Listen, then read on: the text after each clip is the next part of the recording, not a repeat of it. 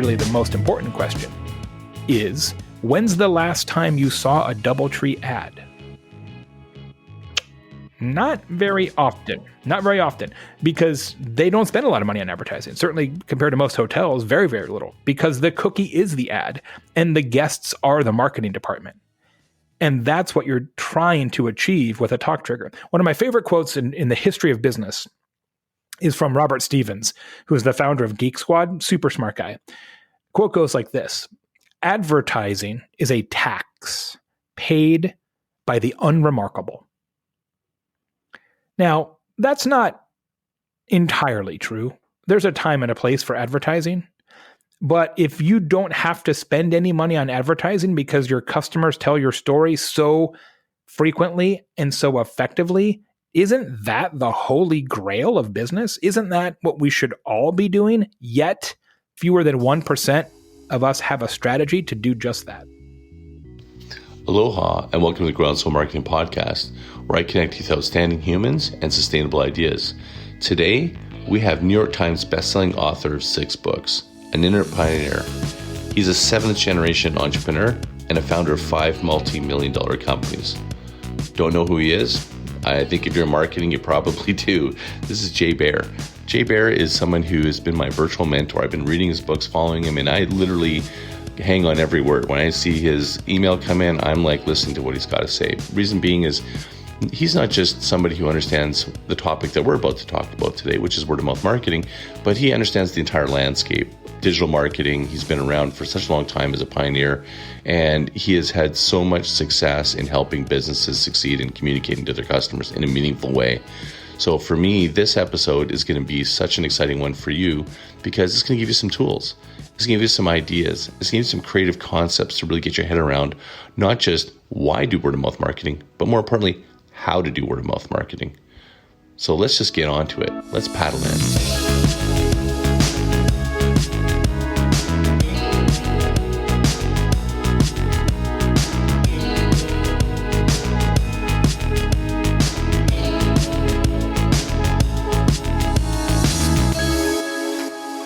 Welcome to another episode of the Groundswell Marketing Podcast, connecting you to sustainable marketing strategies. Today, we're going to do a deep dive into the importance and economic impact of word-of-mouth marketing and so much more. With today's guest, who I think is a marketing Jedi, Baer. Thank you very much for having me. I appreciate that kind introduction. We'll drop in an audio clip of like the, right, like some sort of a lightsaber ignition sound from a library later. It'll be super cool. You are a marketing Jedi. I mean, you know it. Like, it's amazing the amount of content that you. I think that's another way of saying that you're old, and I appreciate how delicately you put that. That's very professional of you. Yeah, well, I have that touch. Hey, I am deceptively youthful looking, which is why we're doing this in audio only. That's right. Yeah, we just had that conversation prior that you like to do Zoom sometimes, but I'm going straight audio. That's good. I'm taking off my pants. Well, today, what I'd love to dive into today, if you're okay with it, is I just want to go straight into your recent book, Talk Triggers. It's one of the only books that doesn't just talk about the importance of word of mouth, but you really do an amazing job of articulating all the ingredients, what is successful word-of-mouth marketing, and more importantly, how to follow your recipe that you've articulated in the book to design your own program, which is, as far as I know, it's the only one of its kind. I've actually, in my years of marketing, I've never thought to actually break down the process of word-of-mouth. And it usually, for me, when we've thought of word-of-mouth, it was like a creative discussion. So maybe to start with, what was the impetus? Like, what started your book? And then we'll dive into what is word of mouth and talk triggers. Yeah, thanks so much. All the books that I've written, 6 now, all kind of happen for the same reason, which is I'm lucky to be the head of a consulting firm that works with a ton of really interesting brands doing really interesting work. And what I try to do is just listen, which sounds obvious, but I guess maybe it's not. I just listen to the questions that our clients are asking myself and our strategy team. And when I see a pattern of questions emerge, I think, why does everybody have this question? That's curious. And so in this case, what happened was a lot of these clients were saying, we feel like we've got a pretty good handle on like the mechanics of social now or the mechanics of content, but we're not really sure what stories we should be telling. And I thought, wow, if some of these guys, big iconic brands, don't know what story they should be telling, their customers certainly don't know what story they should be telling. And we're so enraptured now with tactics and tools and big data and AI and machine learning. I think we've sort of lost the fundamental understanding that the best way to grow any business is for your customers to grow it for you. And that's been true since the first caveman sold an arrowhead to another caveman. But we kind of lost our way somewhere along the way. And I thought, geez, what we really need is to pay attention to word of mouth again. We need to give our customers a story to tell. Because if you give your customers a consistent story to tell and they tell it over and over and over again, your customer acquisition costs go down dramatically, which makes you a better and healthier business.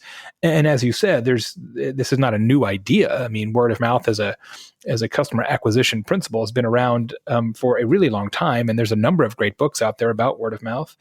But the challenge that I had and shared with my co-author, Daniel Lemon, was there really wasn't a how-to. It was the book is word of mouth is important and you should get some. Well, yeah, I agree. And then it just becomes like a brainstorming contest. Who can have a good idea? And no, I'm a strategist. That's what I've been doing almost my whole life. And what we need is an actual strategy. So we took the same kind of strategic scaffolding that we use in our consulting firm, put it into the book and set it up so that anybody can do word of mouth on purpose. Because right now, people are doing word of mouth on accident, if at all. One of the most eye-opening stats in the book is that fewer than 1% of businesses have an actual defined word of mouth strategy. And that's a crime against customer acquisition. Well, a lot of agencies or companies that are putting what they consider word of mouth strategy, isn't it mostly like stunts? I know one airline was having basically a program where they surprise and delight and they video it and they kind of consider that word of mouth. I don't see it that way. And I think in your book, you go into that a little bit. Could you maybe kind of define the word of mouth and stunts and what's the difference there? Yeah. So in our world, when we think about a talk trigger is an operational differentiator that's designed to create conversations, right? It's something that you do differently. But for us to qualify as a talk trigger, your differentiator must be available to all or nearly all customers, right? It's not just for your best customers or new customers or your biggest customers. It's for all customers. And there's a couple of reasons for that. One, treating customers inconsistently on purpose is never a good idea. Two, the more customers that have access to your talk trigger, the more talk you have at your disposal. Clearly, just math, right? And you're exactly right. This flies in the face of a lot of current marketing beliefs, which embrace the principle of surprise and delight, which works the exact opposite. Surprise and delight is when you on purpose find one customer in a particular circumstance and you treat that customer very, very differently on purpose in the hopes that that customer will tell a story and that story will be so powerful it will sort of jump the rails and get picked up and spread and quote unquote go viral. Hotels do this a lot, right? Some guy checks into a hotel room and he looks over in the corner. Oh my God, there's a live panda bear in my room and a eucalyptus tree for a tea. Oh my God, it's crazy. And he takes a picture of it and it goes on Reddit and whatever, right? No, that might work. I'm not saying surprise and delight isn't, viable. It might work. It probably won't. You'll probably just end up with an invoice for panda rental, but it might work. The problem I have with it is that it's a lottery ticket, right? It is sustainable. Yeah, you're hoping that it works. And even if it does work, well, for how long is that story going to be told? A week, 2 weeks, 3 weeks? And then what do you have? Nothing. You got a memory of a panda. A talk trigger done well encourages your customers to tell your story every day, week, month, quarter, and year. And some of the examples that we have in the book are of companies that have had the same talk trigger, the same purposeful differentiator for a decade, 2 decades, 3 decades. If you do this well, this can be a core of your customer acquisition methodology theoretically forever, which is a lot better than a PR stunt in my estimation. Okay, you have to give an example. So perhaps the best known example, the one that will maybe resonate the most with listeners is DoubleTree Hotels by Hilton. And I say that because it's the talk trigger that I'm aware of that has the longest existing history. So as many listeners may know, when you go to DoubleTree hotels, when you check in, they present you with a warm chocolate chip cookie. It's quite delicious. It's a very, very good cookie. If you go in social media, which is the easiest place to observe word of mouth, but is by no means the only place that word of mouth exists. If you go to social media, Twitter, for example, and you do a search for DoubleTree plus cookie, you will see a cornucopia of content about DoubleTree and the cookie. People tweeting about it, celebrating it, videos, GIFs, like it's a whole thing, right? They've been giving out these cookies every day for 30 years, okay? 30 years. Today, as we record the show, approximately 75,000 cookies will be handed out all over the world today. Now, we wanted to put some math around this for purposes of the book.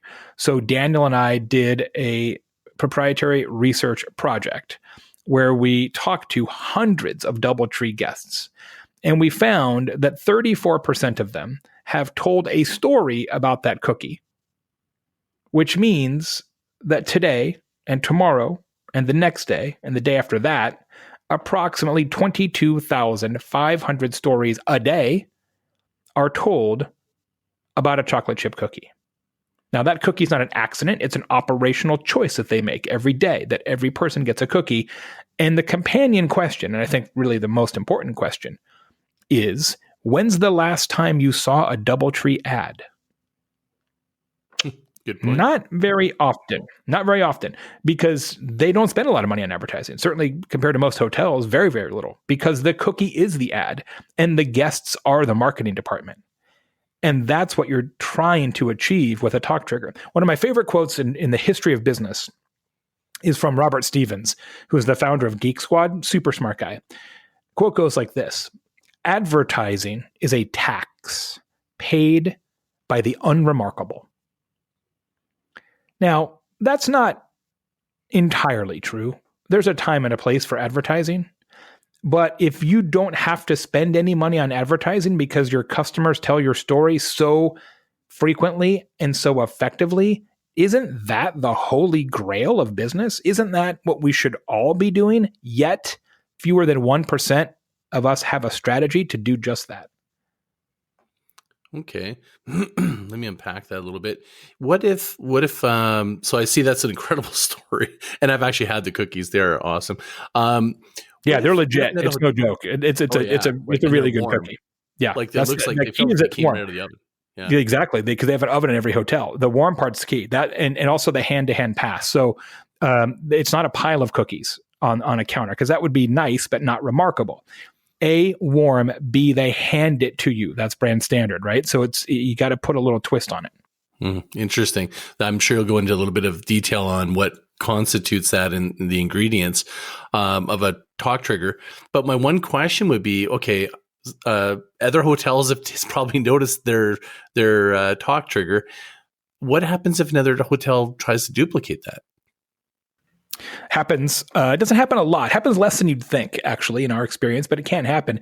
I'll give you an example in from the hotel business. You may remember a few years ago, I don't know, I should look this up. It's probably 8 years, I don't know, 10. Westin Hotels came out with this thing called the Heavenly Bed. Right. The idea for the talk trigger was that they were going to have the comfiest bed in all of hoteldom, which is a good idea. Because, you spend most of your time in a hotel sleeping anyway. And what if you could generally have a bed that was so much more comfortable than the other guys that people would tell the story? So they were putting in super nice mattresses and very, very nice sheets and comforters and whatever. Well, it was such a good idea that within about 15 minutes, a bunch of other hotels said, nah, bro, we got comfy beds too, right? Marriott's like, we have the super bed. And Hyatt was like, no, we got sleep number beds. That's even better. You can set your own number, blah, blah, blah, blah. And they couldn't sustain it, right? Competition came in and just jumped into the category so fast. Like the arms race of beds. Yeah. Couldn't own it. So now nobody talks about bed comfort because they all just kind of copy. It's like gas prices, right? One guy in the corner drops at 3 cents. They all drop at 3 cents. That's what happened. And occasionally that does occur in word of mouth strategy, but not very often because usually your competition believes couple things that are untrue. One, they believe that competency creates conversation, that if they just execute and run a good business, that people will talk about it. But that's not actually how human beings behave. Like, I don't know everybody listening to the show. I probably know some of you, but I know this for sure. Nobody ever says, hey, let me tell you a story about this perfectly adequate experience I just had. Right? Because that's a terrible story to tell. It's a terrible story to listen. The top sports stars. You don't talk about the average ones. No one talks about the sixth man, right? Or even the third man, or even the second man on most teams, right? So competency doesn't create conversation. Competency keeps customers, right? It reduces churn, but it doesn't people don't tell stories about competency. And so most businesses have convinced themselves that operational execution is the key. And it's important, don't get me wrong. I'm not saying run a crappy business but have a talk trigger. I'm saying do both. Run a good business and have a talk trigger. So most of your competitors don't understand the power of word of mouth fundamentally.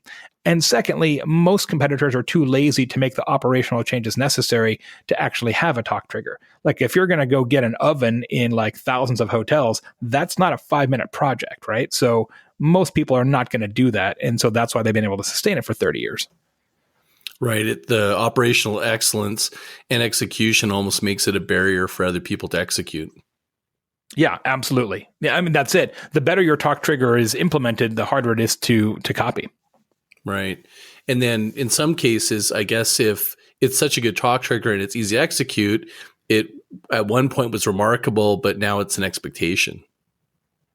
That's it. And that's the kind of the fine line, right? Like we talk about in the book and in our system that you want to amplify your triggers. You want to nudge customers just to make sure they notice it. Like DoubleTree, for example, every once in a while we'll do a tweet or a Facebook post or Instagram post about the cookie, right? And in fact, if you've ever been to an airport, if you've ever seen a DoubleTree shuttle to the airport location, every single DoubleTree shuttle in the world has a big graphic of a chocolate chip cookie on it. Every one of them. That's their thing, right? So they're just nudging you. They're not running TV ads that say, come in for a chocolate chip cookie. They're just kind of connecting the dots for you. Fine line between that, connecting the dots, and then turning it into an ad campaign.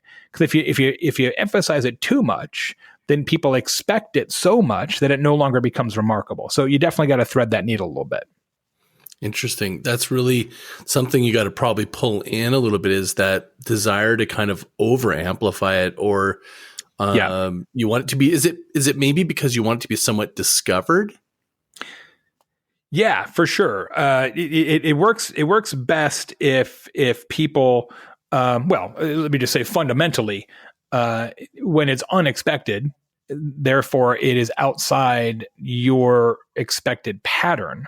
That's when it becomes more noticeable, more beyond your expectations. Yeah, because it's when you see it coming, it doesn't matter how good it is. You're like, oh yeah, great, thanks, right? So it has to be outside what your pattern is. In fact, in our process, we do a lot of customer interviews. We work on this for companies, and we interview usually 3 batches of customers. We interview new customers, longtime customers, and lost customers. Usually 6 of each, doesn't really matter. And we take a customer journey map that we develop, so the entire customer funnel. And then we say at each of the kind of key inflection points, we'll say to an actual customer, hey, so when the company sent you a proposal, what did you expect would happen? Anything happen in there that you found noteworthy or you noticed? Or when you got your invoice, what did you notice about it? Like, we ask questions like that and then just shut up, just let them talk. Because what we're creating over time through a series of interviews is an expectation map laid on top of a customer journey map. And the reason that's so important is that once you know what customers expect, you by definition know what they do not expect. And the talk trigger, the word of mouth gold in the river, if you will, always lies in the places that customers don't expect it. So when you're, say, for example, if you do research and you're to go, is it working? Could you, like, how would you go to identify and go about, basically that component of measuring and testing? Yeah, super important. So we always test, as you just alluded to. Like, the worst way to create a talk trigger is the way that everybody wants to, which is, hey, let's get pizza and get in a conference room and brainstorm it. And I always say the same thing. Like if it was that easy, you'd already have one. And the challenge with that is marketers don't understand customers as much as they think they do, partially because marketers don't talk to customers very much anymore. They instead talk to spreadsheets and analytics reports. And so what we want to do through this process is make sure we get real customer input on expectations and then create a series of potential talk triggers, ideate a series of potential talk triggers. And then we take one and we test it. We actually do it with a control group. So we might say, all right, every nth customer gets access to the talk trigger, or customers of this product, or customers at this location, or customers in this region, or whatever your segmentation needs to be. And then we measure the talkability two ways. We do it with observed measurement. So social chatter, presence in ratings and reviews, mentions to a sales rep, mentions to a customer service person. So we gather all the actual mentions of the talk trigger.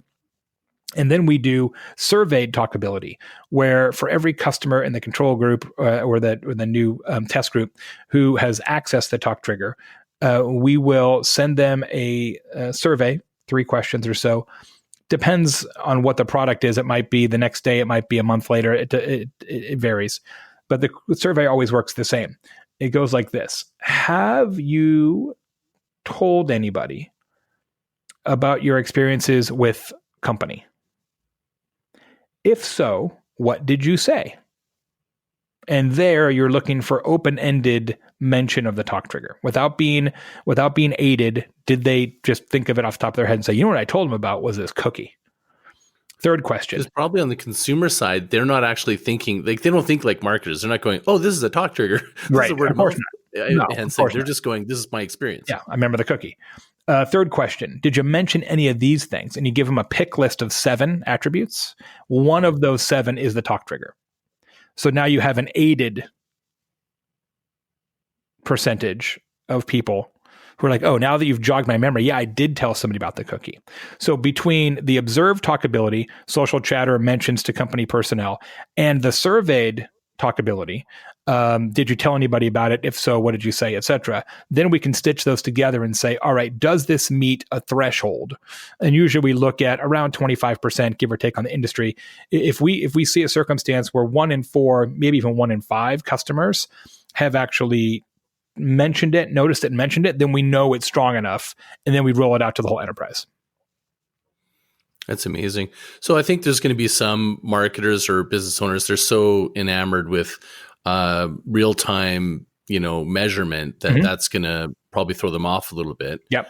But you could probably make an argument for, this is worthy of playing the full course and doing the different sort of measurement and testing that you would typically see from, say, digital.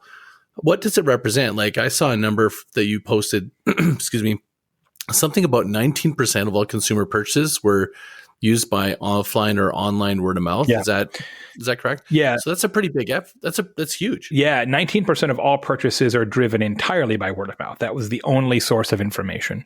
50% of all purchases are influenced by word of mouth. And in B2B, 91% of all purchases are influenced by word of mouth. So it's meaningful. So there's your why. It's meaningful. Right there. Like start with the why. That's it. Yeah. And somebody asked me the other day, I was doing an interview and somebody said, well, Jay, that's great, but like, what does it actually get you? Like you can't, if somebody, even in my survey, if somebody says, yeah, I told a story about a cookie, that doesn't mean that the person I told the story to about the cookie actually booked a night at DoubleTree. I said, you're right. It doesn't mean that, right? It's correlation, not causation. However, how many hundreds of billions, and I'm not making that number up, how many hundreds of billions of dollars are spent every year on awareness? And if my customers will do the awareness for me at the cost of a cookie, I'll take that deal every day. Because you can buy a lot of cookies. It's a totally different mindset. Yeah. So what in your experience is what's the process for if someone, say, listening is going, look, I love this idea. I want to implement it. I need to sell the idea of a talk trigger into our organization. What are some of the steps or how do you think that someone could go about doing that? Just if we start from there, like just getting buy-in. Yeah, I think part of it is just fighting that fight with math, right? And demonstrating like, look, word of mouth is super important, and you can actually survey your existing customers and just say, hey, how many of you heard about us from somebody else or told somebody else about us? You start to put some numbers around that, right? Just a quick survey. You can understand like what the impact of word of mouth is on your own business. And 99% of the time, people are like, wow, that actually represents a huge share of our business. How come we don't have a strategy for this? Like, exactly. So that's I think the first way is to say, all right, how many current customers were impacted by word of mouth in one way or the other, and then understanding fundamentally that the stories that people are telling about you today are typically random and all over the place and inconsistent because you don't have a talk trigger. Like you have not story sculpted in a way that they are going to say similar things over and over, right? So you're just leaving it to chance. So it's like going beyond like qualified lead. It's like enhanced qualified lead because there's so much more wrapped around it. Yeah, well said. I hadn't thought about that like that, but yeah, exactly right. Because, if you go to just beyond awareness, I mean, lead generation, how much money goes to qualified leads in a sales funnel, that'd be a great way to sort of fight that battle internally. So I guess at this point, I'd say, okay, well, I'm bought in. I think this is a great idea. Obviously, it represents a lot of business. Could you be kind of take a step back and go, let's just break it down. Like, what's required to be a talk trigger? What are the types of talk triggers? Can you kind of walk us through the nuts and bolts? Because now we're sold. Okay, I'm all in. How do I do it? Yeah, and it is important. The book itself and the system is set up in a 4-5-6 formula. So 4 requirements of a talk trigger, 5 types of talk triggers, and then a 6-step process for creating a talk trigger, 4-5-6. The four requirements of a talk trigger, sometimes we call it the 4 R's because each of these start with the letter R, you see, are the talk trigger has to be remarkable, right? Which is non-negotiable. It has to be a story worth telling. It has to be repeatable. I mentioned this earlier. It has to be something that all or fundamentally all customers have access to. It has to be reasonable. And this one is perhaps controversial, but what we mean by that is sometimes in business, because competition makes it hard to break through from awareness perspective, we get seduced by this idea of doing something really big, really, really big. We're going to get people talking about us because we're going to do something so big they can't even imagine how big it is. Like a Super Bowl ad or something? Or like a contest. Like everybody put your name in a fishbowl and one of you is going to win an island. It's like, wait, what? Like, what are you talking about? Like, that, what? See, what happens is when you deliver an experience that's too grand, it doesn't create conversation. It actually reduces conversation because people don't believe it, right? They're like, wait a second, there's a catch here. Like, what's the terms and conditions of this deal? Nobody wants to tell a story to their friend if they think it's bogus, right? Or think it's a Ponzi scheme in some case. So what you want is a talk trigger that's different enough to be noticeable, but small enough to be trusted, right? So it's sort of a Goldilocks zone for reason. Like, look at DoubleTree, right? Look, $75,000 a day. It's a chocolate chip cookie, right? Now, look, it's a good cookie. Like on the list of cookies given to me for free by a hotel, it's perhaps at the top of that list. But it's still just a chocolate chip cookie, right? It's not a car. It's not a sofa. It's not a puppy. It's not a new suit. It's not an airplane. It's a cookie. But it's massively powerful. So it's not about the size of the talk trigger or the value of the prize. The fourth thing, fourth R, go ahead. Sorry, I was just going to say on the contest thing, when you're talking about contest, I think one of the things that I picked up when on an example you gave, because I've probably done over 50 big contests, national contests myself, is the idea of presenting something that's not even related to your business. Yeah. Like a big screen TV, it has nothing to do with. Exactly. There's no relevancy there. That's the fourth one, which is relevance, right? So to recap, it's remarkable, repeatable, reasonable, and relevant. And relevance really key because it has to be like for the story to spread as much as you want it to, it has to be congruent. It has to make sense in the context of who you are and what you're about. So DoubleTree, their brand, let me explain it this way. There are, I think it's 14 is the number, different brands in the Hilton portfolio of hotels. You've got the Conrad at the high end. You've got regular Hilton, DoubleTree, Hilton Garden Inn, Hampton Inn, etc. Each of those brands have their own brand positioning, which is important because they want to avoid as much as possible competing for the same traveler, because that's really inefficient, right? So they all have their own shtick. And DoubleTree's brand positioning is the warm welcome. The warm welcome. They want to own that 7 minutes or so between when you set foot in the hotel and when you set foot in your room. They want that experience to be disproportionately memorable.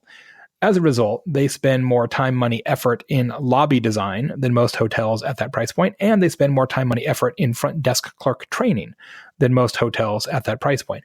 And the cookie ceremony, and it is in fact a ceremony, as mentioned, it's not a pile of cookies. They hand you a warm cookie, is a big part of that. Warm welcome, warm cookie, right? If it was come to DoubleTree, their brand position is a warm welcome, and instead you get free nachos, be like, I guess that seems weird, but okay, I like nachos, right? So some talk triggers, there are talk triggers that work that are a little bit of a loosey-goosey tie, but typically it's better when it's relevant and it kind of supports your underlying or overarching, if you will, brand statement.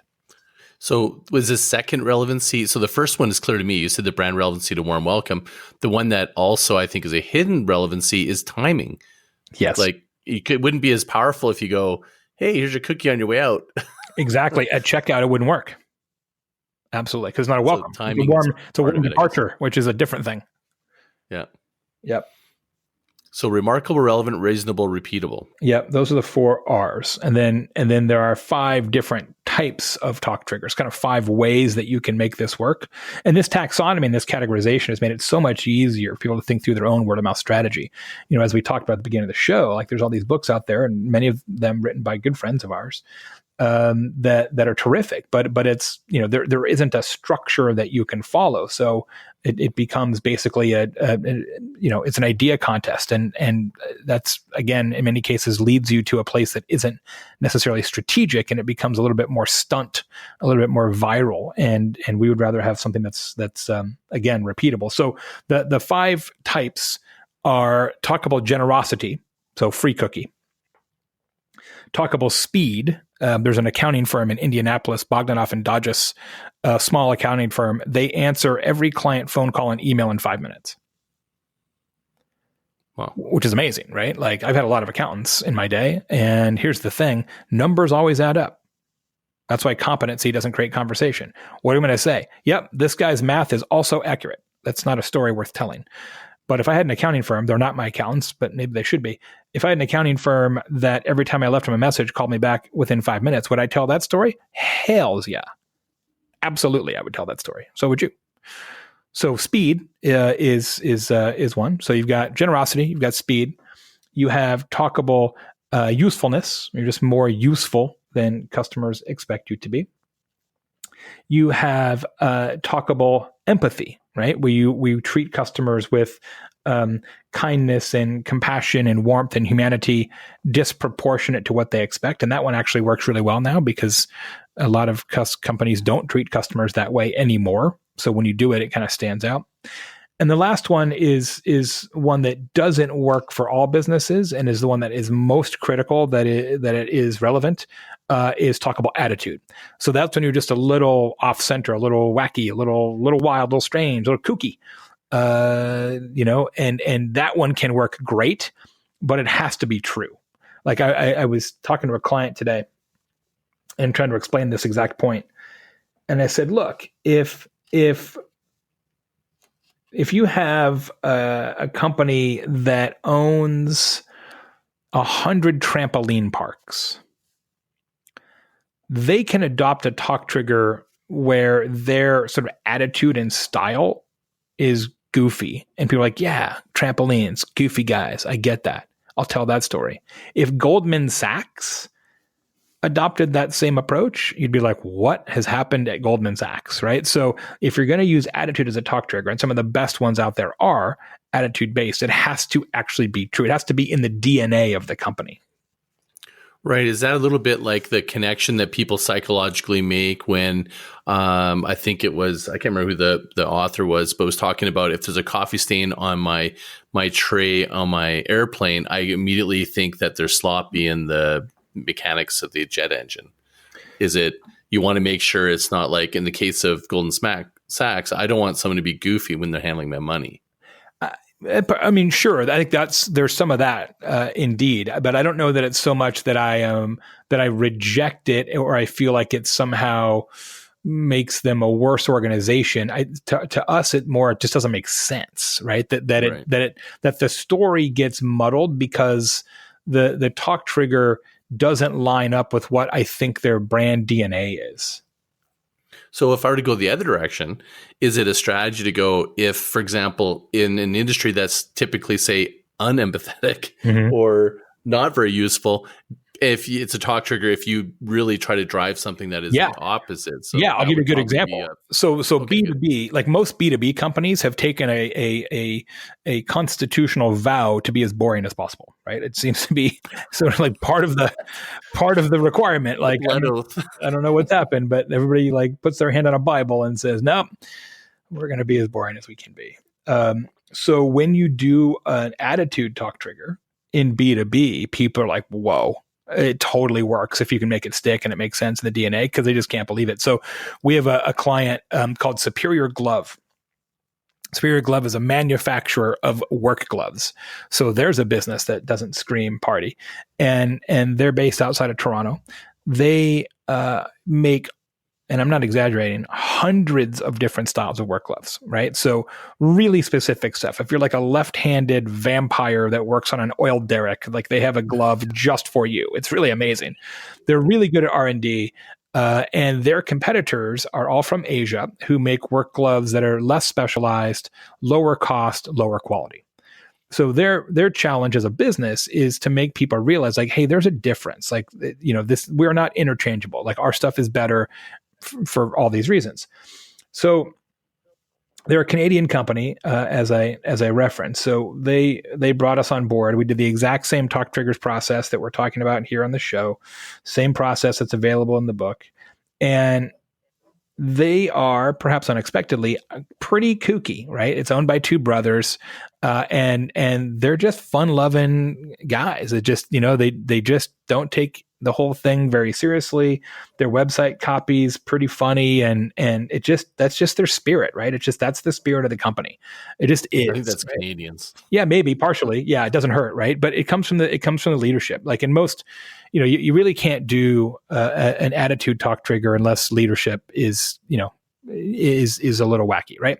So they are. And so we put together a whole bunch of ideas and same kind of things there. And we tested it and measured it and a bunch of stuff we've been talking about. Here's what we came up with. Today, on the back of all of the gloves that Superior Glove makes, there is a logo. If you scratch the logo and give it a sniff,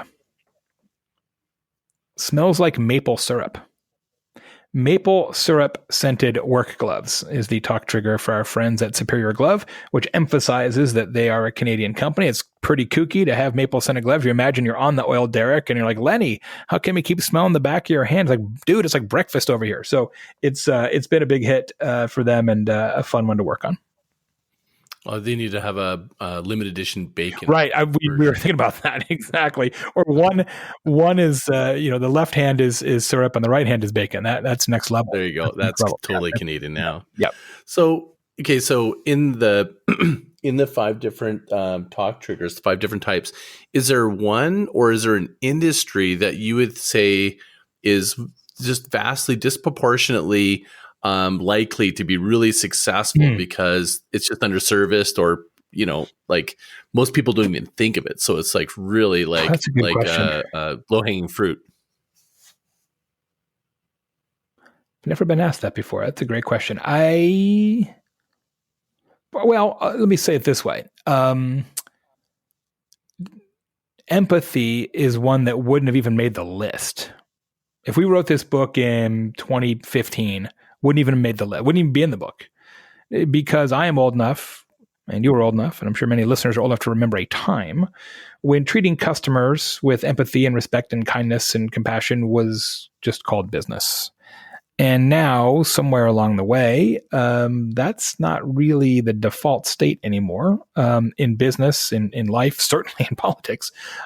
Treating one another with that kind of compassion and warmth and humanity is no longer reflexively expected. Consequently, today, if you can treat customers disproportionately well, it will stand out in a way that it wouldn't have in the past, and it actually can be a talk trigger.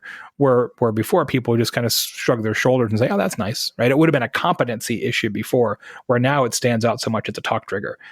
So that's one where I think there really is opportunities there in every industry. Now, it's not an easy talk trigger to execute because you get another chance to disappoint people every time they call or answer the phone or email or whatever. But if you can do it, it can be really, really effective. Is that one of the examples of that? Is that silver phone where you can talk to the president? Potentially, that one's got both. I mean, some of the ideas that we look at in the book and on my show, the Talk Trigger Show, where I do case studies every week on these topics. Every Tuesday, there's a new video. They're only 6 minutes long. It's a podcast too. If you look for Talk Triggers, you'll see it on the podcast lists. A lot of the talk triggers that we come up with could fit into one or two categories, depending on how you argue it. So the example that you referenced is from Umpqua Bank, which is a retail financial services company based out of Portland. They have 400 some branches, and in every single branch of the bank, they have like an old-timey silver phone. And next to the old-timey silver phone is a little card, and it has a series of numbers on it. And one of the numbers says 8 bank president, 8 bank president. So if you press 8, no other numbers, just press 8 on the phone, you are connected to the bank president, not the president of the branch in which you stand, the president of the entire 400 and whatever branch Umpqua Bank Corporation, which is pretty crazy. Now, on average, a handful of people, call every week, and most of the time they hang up because they thought it was fake. But every once in a while, somebody actually has, they got a bone to pick or they got a question or whatever. And he goes right to his desk. If he's not available, his administrative assistant takes a message, calls back, the whole thing, and it speaks volumes to kind of their compassion and their caring and their customer first philosophy. So yeah, you can argue that is talk about empathy for sure. You could also say that that's speed because you have to go through a call menu and all those kind of things. So lots of them will fit into a couple different categories. Okay. I don't want to get off the 5 types, but I just want to do just a little slightly left turn. And that is, do you think that the reason that empathy's made it on there is that we've shifted more businesses are being very transactional, short-term thinking, where in the past it was very relationship and long-term, and that delta, if we talked about it just before the show, there's a absence of patience and for business to think long-term. Do you think that's the reason that would show up there? I think it's a few things. And I wrote a book called Hug Your Haters, which is my book before this one, which is all about this topic. I think there's a few things. One is definitely more transactional businesses. Second is, I think, just the fabric of the world is less respectful of one another than it was in the past. I don't think there's any sort of business angle there. It's just we're not as kind to each other as we used to be, period. End of sentence. And the third thing is that customers sometimes bring it upon themselves. Now that so many customer interactions are done electronically, email, message board, Yelp, Twitter, whatever, the tone and tenor of customer communication tends to be more strident and less forgiving in those places. Everybody is a big man behind a keyboard. Everybody's super aggrieved when they're holding their phone. And people say things and do things in a way when they're typing on a phone that they would never, ever, ever do on the actual telephone or face-to-face. And so customers are just as to blame, I think, in the way that they interact with representatives from businesses too. So it ends up being kind of a shame spiral, right? And everybody becomes less and less compassionate, and then that kind of keeps trickling downhill, and you end up with where you're at today. Okay, and So can a company, as they're executing a talk trigger, can they inadvertently create a negative talk trigger where people are actually talking, poorly about you? Like we intended for this. Sure. I mean, well, it happens all the time. Like there's negative talk triggers constantly about businesses, right? I mean, think about the number of airline circumstances or restaurant circumstances or lots of other businesses. Lululemon having, yoga pants that rip too easily or whatever, right? So urban legend stuff happens all the time, right? So there's always stories told about brands. In some cases, they're negative, but generally speaking, negative talk triggers have a shelf life, right? And because only certain people will pass them on, those who have sort of experienced that particular negativity. But it is interesting. One of the great byproducts of this kind of work is that sometimes, when we're doing the initial strategy and you're doing listening tours and you're tapping into social and doing customer interviews, it's interesting. Sometimes you'll pick up on things like, hey, I didn't realize people had a problem with this. We should, before we come up with this new positive talk trigger, maybe we should put our finger in this dike because we're leaking water over here. So there's definitely some interesting voice of the customer learnings that can be a positive byproduct of a word of mouth strategy project. Is that a principle of before you start talking about a talk trigger, you should have your house in order first? I think it's before you should come up with a proactive word of mouth strategy, you should know what people are saying about you today. For two reasons. Right. One, you might find some negativity. And two, this happens a lot. You might find some positivity. Like there may be some evidence of kind of a proto talk trigger already out there. Like we're working with a client right now. And their customers they say like how responsive they are. Like, wow, they're really fast. They get back to me way faster than I thought they would. Like that's already a party line. Like that belief is already out there amongst their customers. So if we decide to go with that, because we already have kind of a head start, then our responsibility as strategists is to put a finer point on it. Right. So, being responsive is not a talk trigger. That's just a bullet point. Saying we're going to reply to everybody in 5 minutes, like Bogdanov and Dodges I mentioned earlier, now it's a talk trigger, right? Because you've put constraints around it, right? You can tell a story about that.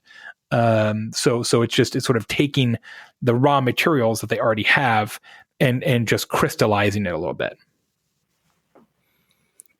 What are when if you're going to implement one and you're not sure it's working, at what point do you pull the pin? Like when do you make that assessment, and when do you be patient? Do you have some sort of idea of how to get hopefully it becomes self-evident in the testing phase, right? That you don't roll it out across all customers until you know that you've got sufficient shatter ratios. How long that takes depends on how many customers get access to the talk trigger over what period of time, and then how long do the customers have to have had the product or service to reasonably be allowed to tell a story to somebody else about it. But realistically, right? I mean, it's going to take 60 days, something like that, right? This is not hey, we rolled it out, we tested it, and we know by Monday what the answer is. The only way that would work is if it's just so enormously successful that customers are instantaneously emailing you back and be like, that was amazing. Thanks so much. Incredible, which can happen for sure. But it's usually not quite that, that much of a runaway. So it takes a little longer to actually do the measurement and see just how talkable it is. But I'll tell you this is an important point. You're never going to get more than 48%. So we did this big research project as part of the book to look at who talks about stuff like this and why and under what circumstances. I won't get into all the details because it gets a little granular. I don't have the data in front of me, but boiling it down, 48% of American consumers, B2B and B2C, will ever tell a story about a talk trigger. And for two different reasons, which don't matter in the context of this conversation, but back of napkin, just know that best possible scenario, 1 out of 2 customers will tell that story. And you think, well, geez, Jay, that doesn't sound very, very great. Well, trust me, if 50% of your customers told their friends about something that happened in your business, that's plenty of chatter to propel your business. As I mentioned, DoubleTree Hotels, one of the most successful talk triggers in the history of business, 30 years with the same one, spends almost nothing on advertising. Their talkability ratio is 34%. 34, 1 out of 3, right? So you're only going to get 1 out of 2 best case. So when you start seeing numbers like, hey, our talkability rate is 26%, 28%, that's not bad news. That's super good news. Right. There's also a tertiary benefit, which is maybe a lot of people just naturally won't share. But that doesn't mean they didn't have the impact of the talk trigger and the experience of having. Of course, on that person, sure. Of course, yeah. I mean, that's it. I mean, and that's why it's important to understand that a talk trigger, like we say the phrase word of mouth marketing all the time, right? But a talk trigger isn't really marketing. Not in the classic sense, right? It's not a campaign or a contest or a coupon or a product or a promotion. It's CX. A talk trigger is a customer experience initiative. It is an operational differentiator. And so you hope that the customer who experiences that differentiator tells a story about it. But even if they don't, they experienced it. And so if nothing else, it should impact your churn. Oh, yeah. I mean, that's one of the quotes I would say is marketing is not a campaign. It's actually a process. I mean, that's where marketing needs to be, is the closer you are into operational effectiveness, the better your marketing can be. And it almost becomes part of your organization. And the employees to everyone interact with marketing is in marketing as opposed to just a campaign. I think that's shifting.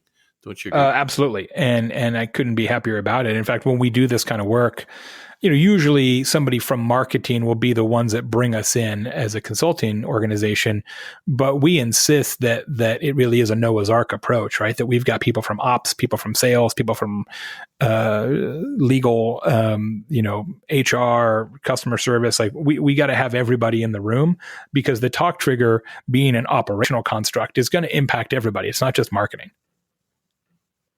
Right. That's a great tenet. It's remarkable, relevant, reasonable, repeatable. The 5 talk triggers are empathy, usefulness, generosity, speed, and attitude. If we could kind of landing the plane here at the end of the podcast, I realize that you kind of go into great detail on this in the book, but at a high level, could you just sort of walk us through what are the steps to create talk triggers? Like something that's someone can take away and obviously go get his book, but could you at a high level give us some of the steps that someone can initiate, think about, and begin with after this podcast? Yeah. So the first thing is to, as I mentioned, kind of understand what people are saying about you today, right? So what do customers think? What do your own team members think? Like what are the attributes that are uniquely yours? What are the raw materials of differentiation? That's kind of step one. Which includes some customer research, et cetera.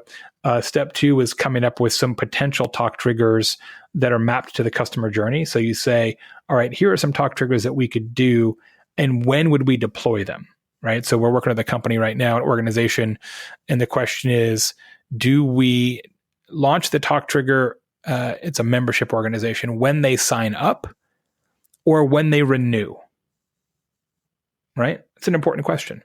Right. So that's the second thing, is think about what some talk triggers could be and when you might deploy them. Third step is to viability test them. So this is really a brainstorming exercise where you take each of those ideas and you say, all right, what do we think the comparative talkability is of these? And this is relatively easy to do. If I line up 5 ideas, you can probably determine which one you think is going to be the most talkable, the one that people expect the least.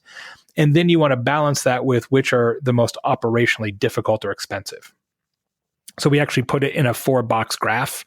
So it's high talkability, high expense, low talkability, low expense, and we map all the ideas. Then the next step is we pick one to test, right? We test it and measure it using the methods that we've talked about earlier. Then if it meets the testing threshold, the 5th step is to roll it out to everybody. And then the 6th step is to amplify it, right? So now that we know the baby that we have raised, now how do we nudge customers to notice it. As I mentioned before, DoubleTree occasionally talks about the cookie on Twitter. DoubleTree's hotel shuttles have a chocolate chip cookie graphic on them, etc. So you want to kind of have that amplification schema put together so that, it's not straight discovery, but it's kind of discovery mixed with a nudge. And that's kind of the sixth step, is that amplification plan. That's amazing. So, I know that, just maybe listening to the podcast, that's a lot of information. What I can tell the listeners from myself reading the book is, like I mentioned in the intro, is that the breakdown process of the ingredients and the recipe to follow to do this is incredibly clear, and it just makes total sense in terms of what you need to do in what order. And I would encourage anybody to pick up that book. And it's basically a 1, 2, 3 blueprint on how to manufacture in an authentic way, something that's going to probably bring in a lot of business and attention that is unlike what most people are spending their money and time on today. If we could kind of look at a wrap up, I want some couple of questions I'm curious to have that are outside of Talk Triggers. One of the questions I have is, to you, what is the future of marketing? Well, I think we're gonna end up with two very distinct and different camps, right? You're going to have marketing that is run primarily by robots, that focuses on algorithms and AI and big data, and the robots are going to know when you're in the market for what, and they're going to create a message on the fly and send it to you and try and reach you that way. So you've got really very targeted and presumably effective, but inhumane marketing. And then hopefully we have the kind of things we're talking about here on the other side, which is very human, very personal, very interesting marketing that is essentially customer experience. Interesting. So another question I have for you is, given the landscape, most marketers are looking at channels like social media primarily to be outlets for their amplification of their talk triggers or just their marketing overall. Where do you see which channels do you see as being really interesting, and maybe just give a little bit idea of the landscape? I listened to one of your podcasts and you did a deep dive with the research firm, and I was wondering if you could kind of bring to light some of your thoughts and remarks. Yeah, with Edison, with Tom from Edison Research on my show, Social Pros. So great show. Thanks. We are slowly moving away from the broadcasting model of social, right? We're trying to use social as sort of a new television, and let's put a piece of content out there. An Instagram post is no different than a TV commercial mechanically in a lot of ways, and hope that a bunch of people see it or pay for a bunch of people to see it. Like, we're moving away from that to more one-to-one messaging style communication. Even Facebook is going hard into messaging, going to combine Facebook Messenger, WhatsApp, and the back end of Instagram into one tool. And what this means fundamentally, I could do 3 hours on this topic, but what this means ultimately is that social is going to be more like email than it is like television. And that's probably for the best. Interesting. I almost feel like if you'd be up for it, I'd love to have you back to just talk about. Yeah, I'm working on a new speech. I'm working on a new speech about it. So when I get it kind of thought through a little bit more, I'd love to do it maybe this summer. Amazing. Yeah. Cause as I mentioned to you, I was on the phone with Don Peppers this morning. He's the author of One-to-One Marketing, and that one-to-one and direct to human communications. When people hear that, they're going, okay, that's interesting, but how do I scale? Facebook's going to help you for good or bad. Right. Is it possible that a lot of people are misinterpreting social media as it's word of mouth? Like when people are all the time. Like that's, I think, a biggest mistake that people are. Look, man, I mean, word of mouth was a big thing for a while. 15 years ago, word of mouth was maybe even 10 years ago. There's a lot of books being written about word of mouth, and people were talking about it all the time, right? And then it kind of went away for a decade. And one of the reasons it went away is that businesses said, well, why do I need a word of mouth strategy? I'm good at social media. I was like, well, here's the thing. Like, word of mouth and social media are not the same any more than a tube of toothpaste and the toothpaste inside the tube are the same thing. like toothpaste is word of mouth in that tortured analogy, and the tube is social media, right? It's one of the ways that word of mouth can be conveyed, right? So just because you've got a popular Twitter account doesn't mean that you've got a word of mouth strategy, right? You have to have the story first. The story is what matters. The story that people tell about you is what matters. Where they tell that story doesn't really matter. And it's always going to change because somewhere down the road, there's going to be a different thing that people use to recommend brands and products and services. And you've got to have the story that is workable in whatever that thing becomes. Is that somewhat, connected to that is, people looking at talk triggers or word of mouth, and they think they're going to buy it with an influencer, and they're going to be the voice of this idea or a talk trigger, and that buying their way to it is. What's your sort of thoughts around that? I think the intro of your book had this great, amazing catchphrase, which was the, what was it? Influencer industrial complex. Right. Yeah. It's true. Like, I think the whole influencer thing is on its head. I don't know, but I'm curious. All right, let me stack order these things. Okay. I would, if I do pick a marketing success path, I would first choose my customers doing my marketing for me. I would second choose real people doing my marketing for me, even if they're not customers. Let's call them influencers.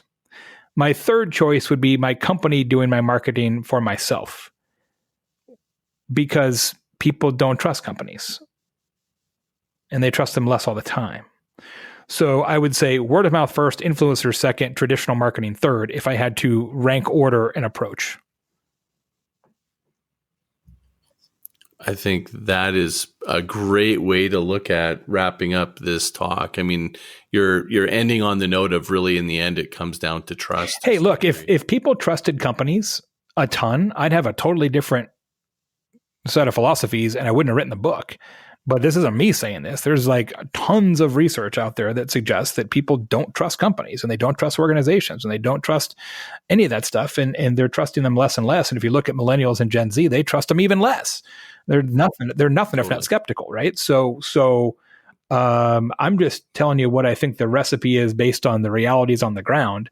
If the realities were different, I'd have a different formula, and I'd say go buy more TV. But the fact is, I don't think it really resonates as often anymore because people know that it's an ad, right? They you're not an honest broker. I mean, look, would I rather have a customer say that this podcast is awesome, or would I rather have an ad from the podcast saying it's awesome, trust us? Like, Yeah, and that's just becoming more pervasive now, where people are more skeptical than ever. So I guess the one thing that comes to mind is the future of marketing. In some ways, there's room for it digitally, where you can trust that another person's posting it, but really person to person, because you have some sort of way of making it relevant and personalized to that individual, that there's nothing you can do to manufacture that. You just need to create something that's remarkably, willing to people to share. Yeah, that's it. I mean, the great thing about word of mouth is you can't buy it, but that's also what makes it hard, right? And that's why people don't do it, because they'd rather just plop down their credit card and buy a bunch of ads and be done and go play golf. Totally. And I think that's it right there. People are like, you can't buy it. It's hard work. You got to roll up your sleeves. And that's for the people here that are listening, that are willing to put in your time. Read this book, follow Jay, and, his amazing catchphrase, turn your customers into more customers, is exactly right. It's like starting with your customers first and customer centric. So anyways, Jay, thank you so much for your hour of time. My pleasure. Thanks a lot. Incredible journey talking about talk triggers. I couldn't have been more stoked to have you on. And I got to correct you. At the very beginning, you said, if you're a Jedi, you're old, but wasn't Anakin young? I guess that's true. I guess that I stand corrected. I always think of Obi-Wan as the original Jedi, but you are correct. That is true. There you go. I was giving you the massive compliment in every way, sideways. So thank you again. And thank you for listening to Groundswell Marketing Podcast. Well, there you have it, another episode of the Groundswell Marketing Podcast. You can join me anytime and check out the show notes at groundswell.fm or email me directly, scott@groundswell.marketing. I'll answer any questions you have. So love to hear your reviews, your notes, your comments. Give me some stars, give me some love. Till next time, let's just paddle out and have some fun. Keep marketing.